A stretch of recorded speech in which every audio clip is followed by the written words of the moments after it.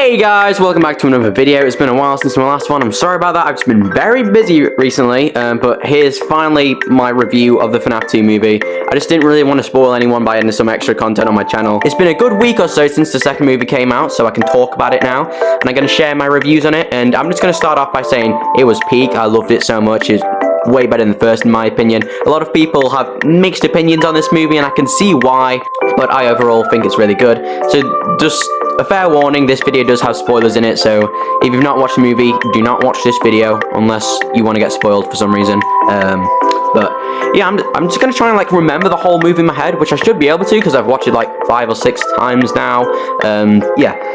So, I think the intro to the movie with, like, Charlotte and, like, the Yellow Rabbit / Spring Bonnie, William Afton, whatever, that was so good. That was actual peak writing right there, and everything about that scene was just so cold and chilling. It was a great way to start off the movie. I loved the puppet as well, and oh my gosh, it was way better than the start to the first one. Not like the start to the first one was really good with, like, the Night Guard. I think that was really good, but the start to the second movie, I think we can all agree it was way better, and it's probably, I think it might be my favorite part of the movie. I don't really know. I think it probably was the favorite part of the movie, but like that introductory scene was so good. It's nice that they had the Toradon March as well, like the Freddy lullaby, whatever music box thing. That was really fun to hear.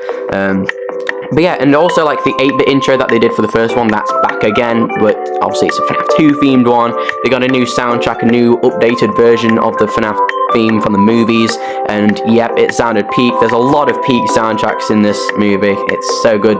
Newton Brothers, you did a peak job just like always. But yeah, that was really good. I loved the opening to the movie. It was really good. And like the movie starts off with like Mike and Vanessa yapping on the phone or something, and Abby goes to school and tells everyone about the animatronics because obviously the rumors, like the speculations about the supernatural events that happened at Freddy Fazbear's Pizza, they spread everywhere now. So now the town's like going crazy about it. That's obviously what starts off Fazfest, which happens on a Saturday. Yeah, Fazfest is basically like an event where it's just like tons of FNAF stalls, tons of FNAF cosplays, competitions, stuff like that. It wasn't an actual event, obviously. It was. It took place on October 12th, some point in the early 2000s. Can't really remember. But yeah, it was an in-universe event, and it was really good. I loved that. I do wish we got more scenes of Fazfest though, because I was expecting a lot more scenes, to be honest, but unfortunately we didn't really get too many. And I do have quite. I'm just gonna start off with the things like that I don't like. I know I was like trying to like talk about the whole movie thing, but I'm just going to talk about highlights because I don't think talking about the whole movie would be the most entertaining thing. Yeah, I'll just talk about the highlights. So I'm just going to say the stuff that I don't like about this movie. So there's not much because FNAF 2 is my favorite game and this is my favorite movie. But I do wish the Withers did have more screen time because their screen time was very just, and yeah, they got the dirty treatment, just to put it short like that. Especially Withered Bonnie, that guy. Damn, he got the worst treatment ever. He literally just appeared, started like flashing his head around or something, and then Mike just slammed the vent back on him, and that's it. We never see him again.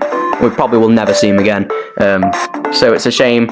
I mean, I guess he did have that scene in the parts and service room when Mike fell down into the FNAF 2 location, but you know, he weren't really doing much there. He was kind of sat there, and obviously there's the activating scene of him. But yeah, I do wish the Withered did have more screen time. They did have some wasted potential, definitely. But hopefully we see him in FNAF 3, because someone came up with like a, I don't know who it was, but someone came up with like a theory or like a thing, like what they could do for the third movie. Since the Phantoms aren't really like, no one's like, oh my gosh, the Phantoms are so cool.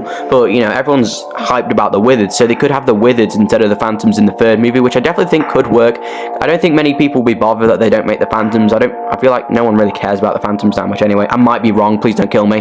But yeah, that'd be really nice. Or at least to just see them again in the third movie, because they're still there at the FNAF 2 location, so you know, maybe William activates them, or maybe Charlotte, because obviously Charlotte's now possessed Vanessa, so maybe like the puppet controls them and sends them out as well to help Afton on his killing spree. Which, yeah, spoiler alert, I've already said that.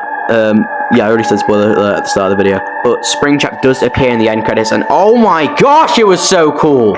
It was so cool how the people getting the stuff for Fazbear's Frights were just. By the way, I love the setting of that scene of like the pizzeria like abandoned with like the thunder and rain around it at night. That was so cool.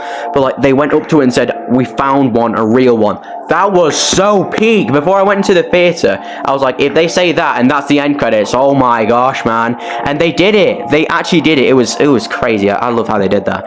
Yeah, Springtrap looks really good. We do have some images, which will be on screen now, of what Springtrap does look like for the third movie. movie. This is a prototype suit, so it's got some additional touches to add to it, and it's basically like a test suit, so his design will look different for the third movie. I've seen people skeptical about this design.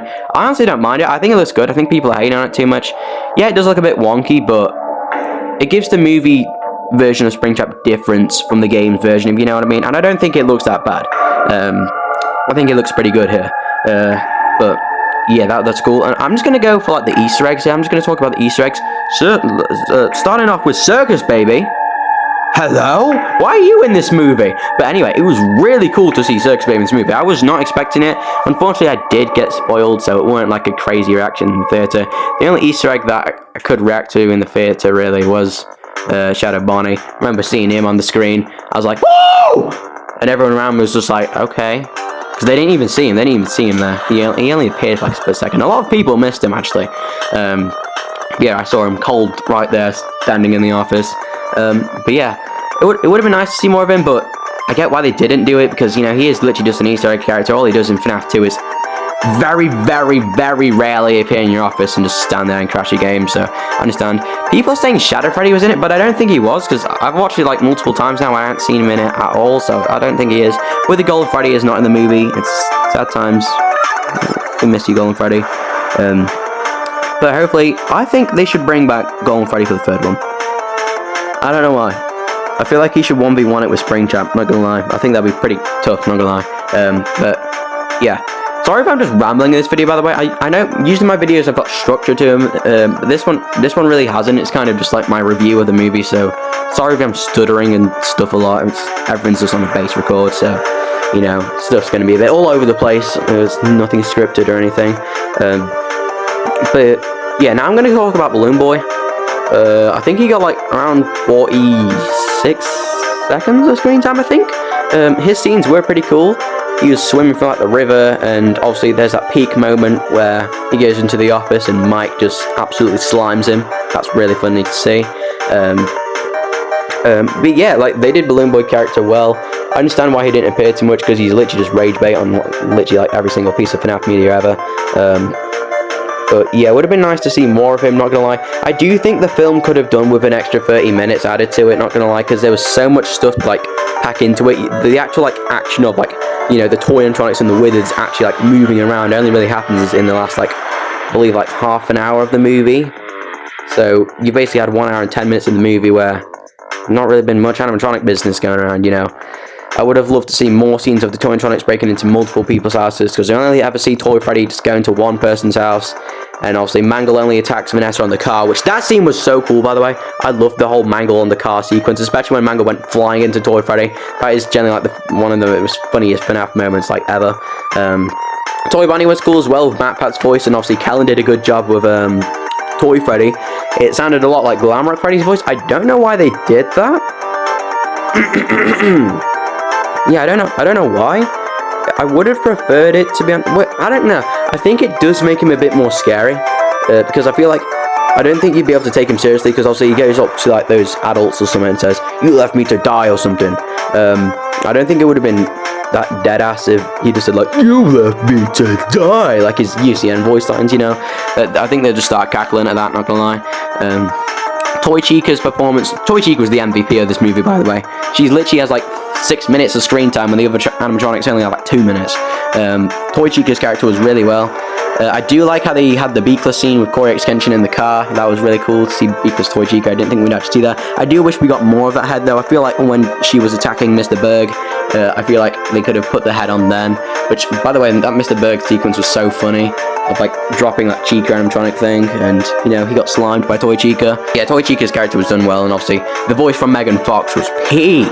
She did a really good job on that performance. It's kind of weird that she'd been on like no advertisements or promotion or marketing for this movie, not gonna lie. Because like Mappat and Kellen were there, but Megan Fox was just like left the chat. I don't know why.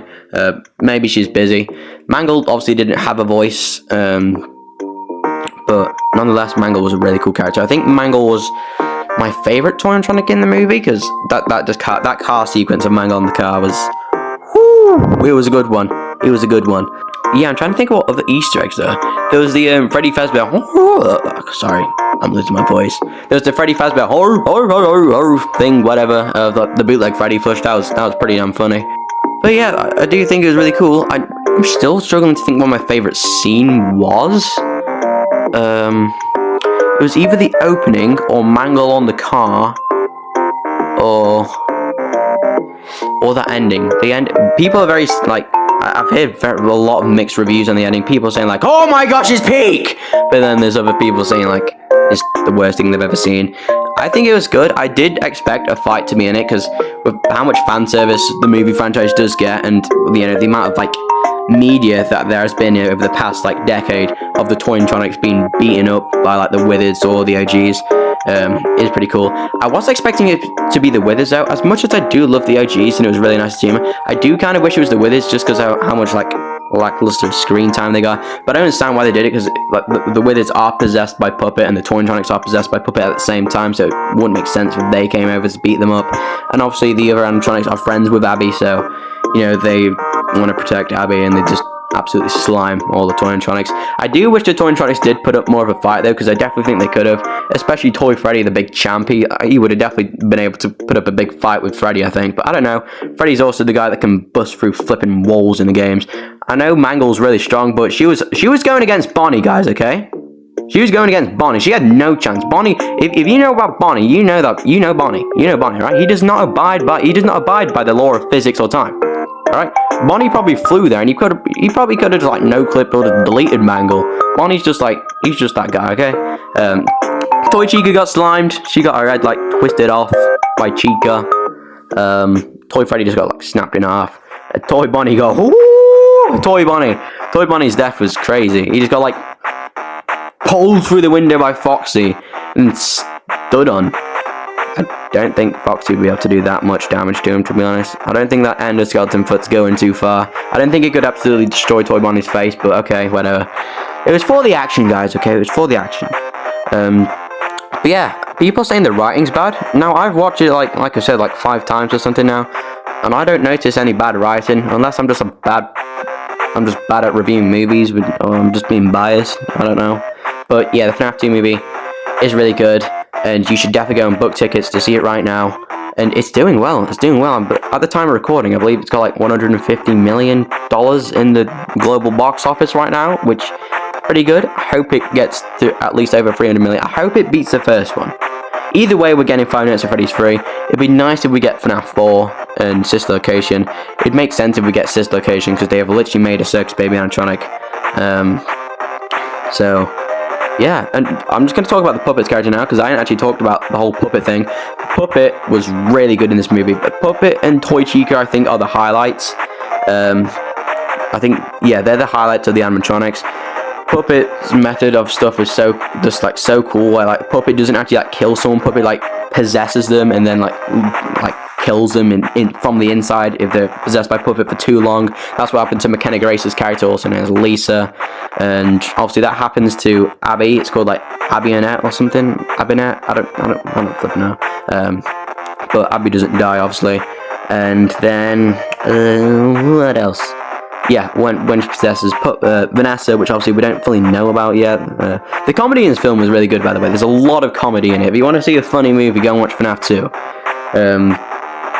But yeah, this movie was I love this movie so much. And also the Vanessa flashback scenes were really good as well. I loved them. It was very nice. And Michael Afton! Oh my gosh. Michael Afton. His character was really good. I've seen a lot of people hate on his character, like his movie version of the character, because obviously he's very different from in the games, because obviously in the games he's literally like setting William Afton on fire multiple times and like trying to kill him and trying to stop him, and he's like a good guy. Well, apart from in FNAF 4, because he literally just shoves his brother into Fredbear's mouth, but you know what I mean. He's trying to be a good guy and he's trying to end Springtrap, William Afton, whatever. But obviously in the movies, he's trying to continue Springtrap's legacy. He's trying to continue his father's legacy by sending the Toytronics around the town and stuff. But yeah, this movie, oh my gosh, it was so good. It was so good. I'm gonna go and watch it again now. Yeah. Yeah, definitely go and watch Five Nights at Freddy's 2 now. Sorry that this video has been a bit like all over the place. It's mainly just been like, it's kind of like a review. It's a review video. I've not added a script to it. I just wanted to sit here with my mic and just say what I thought about the movie. So there's a lot of me saying like it's like my signature trait, I swear. But yeah, nonetheless, I hope you somehow enjoyed this video, and there's lots more to come as we enter 2026. Lots of big improvements coming to my channel and stuff, and yeah, I hope you guys enjoyed my slop, and I'll see you in the next one, and peace.